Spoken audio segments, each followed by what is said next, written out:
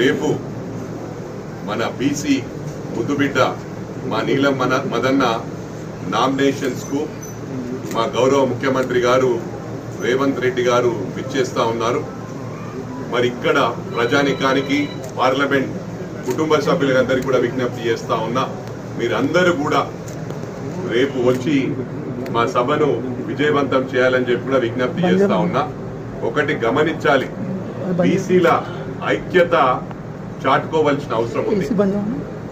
నేను as a forward caste candidate చెప్తా ఉన్నాను, బీసీలకు అవకాశం చాలా తక్కువ దొరుకుతుంది. కాంగ్రెస్ ఈరోజు ఇస్తా ఉంది, అది గుర్తించుకోవాలి. ఒకప్పుడు నేను చెప్పొద్దు కానీ ఎన్టీ రామారావు గారు స్టార్ట్ చేశారు, అంతకు మునుపు ఇందిరమ్మ గారు, తర్వాత మధ్యలో పట్టించుకున్న పాపాన పోలేరు ఏ పార్టీలు కూడా.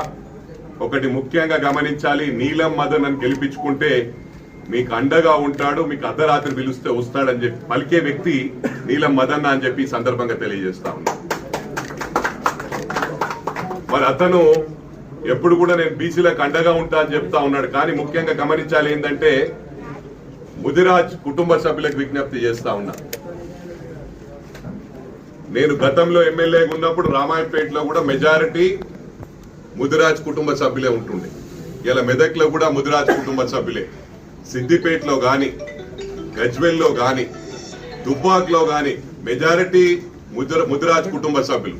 మరి నీలం మదన్ అన్నాడు, అనా చెప్పకన్నా అట్లా నాకు చెడ్డ పేరు వస్తుంది, నేను బీసీలకు సంబంధించిన వ్యక్తిని, నేను బీసీలందరినీ సమానంగా చూస్తా, అదేదో మొన్న ఆ ఇష్యూ జరిగింది కాబట్టి నేను బయటకు వచ్చిన అంతే, మా వాళ్ళందరూ చెప్తే నేను ఎప్పుడు బీసీలకు అండగా ఉంటా, బీసీ ముదుబిడ్డని అని చెప్తున్నాడు. కానీ నేను చెప్పేది ఏంటంటే, ముదిరాజులకు కూడా విజ్ఞప్తి చేస్తా ఉన్నా, ఈసారి మీ సత్తా సాటుకునే అవసరం ఉందని చెప్పి కూడా ఈ సందర్భంగా తెలియజేస్తా ఉన్నా. మీ చుట్టాలు బంధువులు ఎవరైనా ఉంటే బయట స్టేట్స్ లో, ఎందుకంటే ఇక్కడ జరిగిన మిస్టేక్ జరగొద్దు. అందరూ ఏమనుకున్నారు హైదరాబాద్ లో ఎందుకంటే మాక్సిమం వాళ్ళ పని వాళ్ళు చూసుకుంటూ ఉంటారు. వాళ్ళు ఏమనుకున్నారు, మనకి ప్రభుత్వం వచ్చినట్టు ఎందుకు వెళ్తాం తలకాయ నొప్పి, రేపు బ్లాక్ మెయిల్ చేస్తారని గుర్తింది. అట్లే ఇవాళ సెంట్రల్ వస్తుంది అనుకుంటారు, సెంట్రల్ లో మీరు రిపోర్ట్ తీసుకోండి, అక్కడ వస్తుంది అనుకుని గుదగలరు ఎవరన్నా. మీకు క్లియర్ కట్ ఇస్తున్నా, వచ్చేది కాంగ్రెస్ ప్రభుత్వం, అక్కడ గ్రాఫ్ రోజు రోజు పడిపోతుంది. ఇక్కడ మన మాజీ గౌరవ ముఖ్యమంత్రి గారు యాదాద్రి కట్టి, సెక్రటరియట్ కట్టి, ప్రగతి భవన్ కట్టి నేను కొడతా అనుకున్నాను. దేవులతో రాజకీయాలు చేస్తే మటాష్ అయిపోతారు. మరి అదే విధంగా అక్కడ కూడా దేవునితో రాజకీయం చేస్తారు, మటాష్ అయిపోతారు. మేమంతా ఇందులమే, మేము చేసిన కార్యక్రమాలు, మేము చేసిన ఊర్ల గుళ్ళు మీరు చేసినట్టుంటే ఎవరైనా ప్రెస్ మీట్ రండి, ఛాలెంజ్ చేద్దాము. నాకన్నా ఒక్క గుడి ఎక్కువ, మీరు ఎక్కువ గుడికి ఇచ్చినా కూడా నేను రాజకీయాలకి తప్పుకుంటాను. నేను హిందూనే, కానీ మేము అన్ని మతాలను గౌరవిస్తాము. ఎప్పుడు అదే అన్నా కదా, జీవో జీనేదో, మా దేవుని మేము గౌరవిస్తాం, వేరే వాళ్ళ దేవుళ్ళని వాళ్ళకి గౌరవిస్తుంటే వాళ్ళని కించపరచం.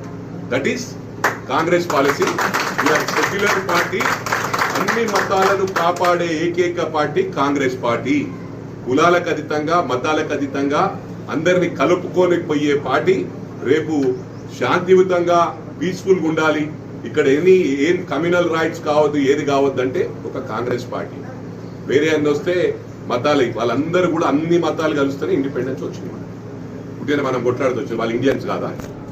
ఆల్ ఆర్ ఇండియన్స్, మనం భారతీయులం. ఇక్కడ హిందూ, ముస్లిం, క్రిస్టియన్ అని విడదీసే అవసరం లేదు. ఎవరి దేవుణ్ణి వాళ్ళు గౌరవించుకుంటారు, వాళ్ళని మేము గౌరవిస్తాం.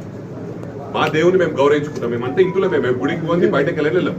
నీలం మధు రోజు పొద్దున గంటన్నర పూజ చేస్తాడు, అక్క గంట పూజ చేస్తాడు. అంటే మేము పూజలు చేయమా? ఇందులో గురించి మాట్లాడే అవసరం లేదు. మీరు ఏం పని చేసినో చెప్పి ఓట్లు వేయించుకోండి, అప్రిషియేట్ చేస్తాం. Thank you very much. జై కాంగ్రెస్. అక్కకి ఎందుకంటే రాజకీయ అనుభవం, అక్క కింది స్థాయికి వచ్చింది. నేను ఇంతవరకు ఇటువంటి లీడర్ ఐశ్వర్య ఆన్ గాడ్ నేను ఓపెన్ గా చెప్తున్నా, ఇటువంటి లీడర్ నేను ఎంత బ్రహ్మాండంగా రిసీవ్ చేసుకుంటుందంటే, ఎవరినన్నా మనసు పూర్తిగా అన్నా అంటది. అది ఎంత సంతోషం. ఇప్పుడు ఆ పెళ్లికి ఇదే లేదు, నేను ఫస్ట్ పెళ్లికి పోదాం అక్క అంటే సరే అన్నది. దాని మనం మేము అక్కడ తీసుకపోని ఏమన్నా పెళ్లి కన్నా వాళ్ళు ఇంపార్టెంట్ కదా, మనకు అక్కడ పోయినాక వస్తాం వెళ్ళిపాడు. ఇటువంటి లీడర్ నేను చూడలే.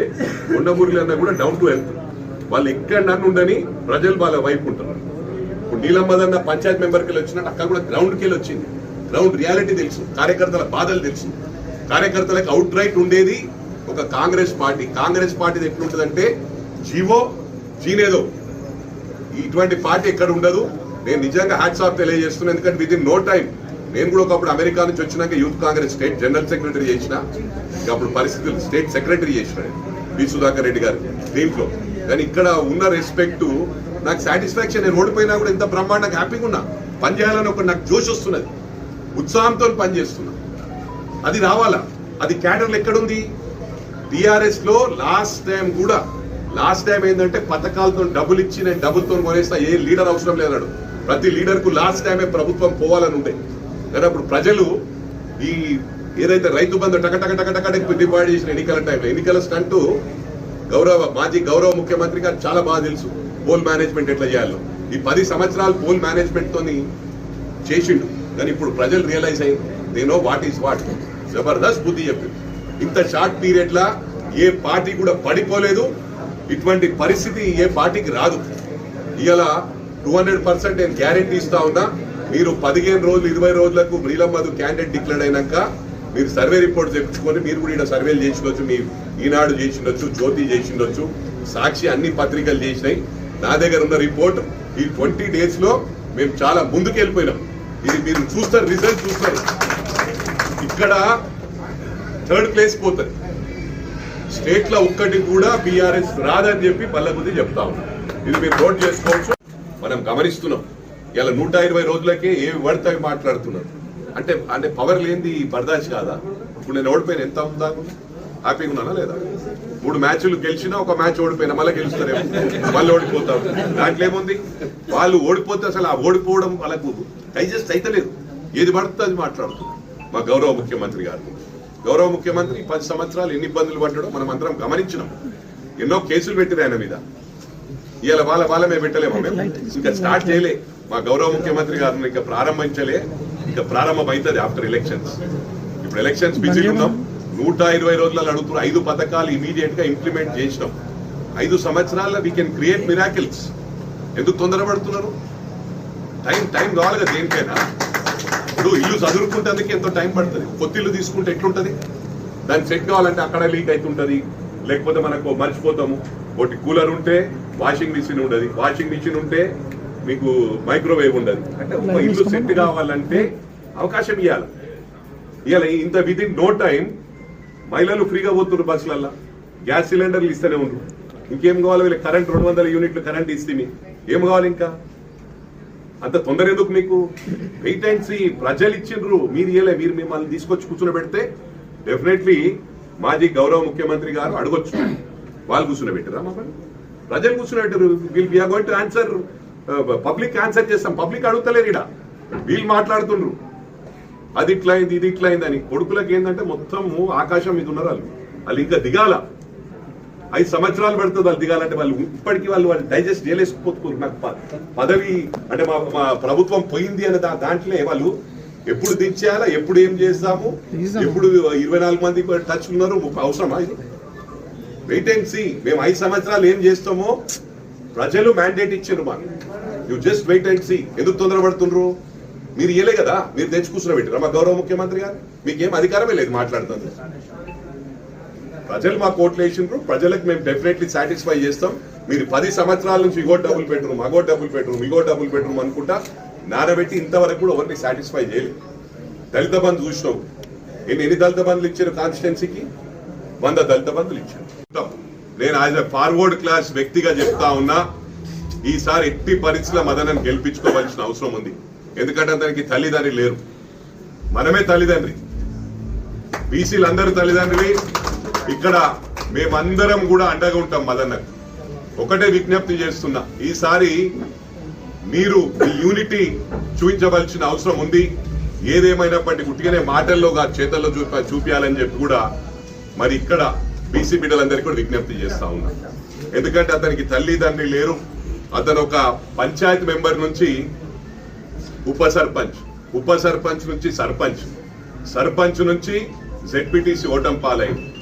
ఈరోజు దేవుని దయవలన ఎంపీ అవకాశం ఇచ్చిండ్రు. ఆ అవకాశాన్ని పొడగొట్టద్దని అందరికి నేను చేతులెత్తి అందరికి విజ్ఞప్తి చేస్తా ఉన్నా. మంచి మెజారిటీతో గెలిపియాలని చెప్పి కూడా నేను ఇవాళ సర్వే రిపోర్ట్లు అన్ని కూడా బ్రహ్మాండంగా వస్తున్నాయి. అయ్యో పాపం అనే చెప్పి ఎక్కడ పోయినా కూడా అరే నీలం మధు పాపం అంట, పాపం డబ్బులని ఖరాబ్ చేసుకుంటూ ఈ రాజకీయాలకు వచ్చి దాదాపు ఈ 5-6 సంవత్సరాల్లో 100 కోట్లు సర్వీస్ చేసిండు. ఇది నేను ఉట్టిగా చెప్పడం కాదు, నీలమ్మది నాకు ఇప్పుడే పరిచయంగా నిన్న పేరిందా కలవడం ఎంపీ క్యాండిడేట్ అయినాకనే కలిసిన. కానీ అంతకు మునుపు నీలమ్మదు అరే నేను జిల్లా ప్రెసిడెంట్ ఉన్నప్పుడు కూడా, తెలుగుదేశం పార్టీలో జిల్లా ప్రెసిడెంట్ ఉన్నప్పుడు కూడా పటన్ చెరువుకి వెళ్ళినప్పుడు మధు గురించి చెప్తుండే, అరే కొత్తగా వచ్చిండు రియల్ ఎస్టేట్ చేస్తుండు, డబ్బులన్నీ గంగలు కలుపుతుంటాడు, మొత్తం రాజకీయాల్లో పెడతాడు. ఒకటి నేను విజ్ఞప్తి చేస్తా ఉన్నా, ఇతర నాయకులు ఇలా ఫంక్షన్ హాల్ ఫ్రీ ఇస్తా అంటారు, అవి ఇస్తా అంటారు, రేపు గేట్ లోపల కూడా రానియరని చెప్పి విజ్ఞప్తి చేస్తాం. ఎందుకంటే ఇలా రాజకీయం అంటే ఒక బిజినెస్ అయిపోయింది.